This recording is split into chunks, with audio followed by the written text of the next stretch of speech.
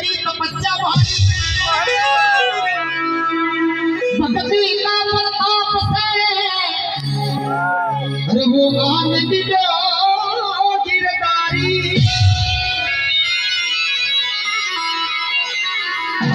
एक बार जितना भी भक्ति ये देवधरी दरबार का मैं विराजमान से एक बार देवनारायण के लिए जोरदार उसका हाथ खड़ा करोगा बिल्कुल भगत साचा मन स्वाई बाबा के दरबार में और ताली बजा कर इस भजन में साथ देंगे 1 2 3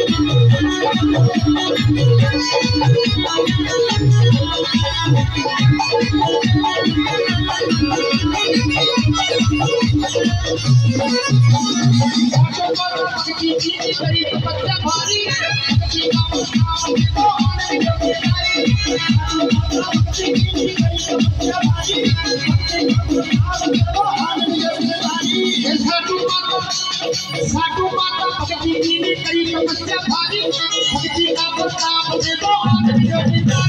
साधु माता भक्ति जी ने करी तपस्या भारी भक्ति का प्रताप दे दो आनंद लो बिचारी सब देवा को दे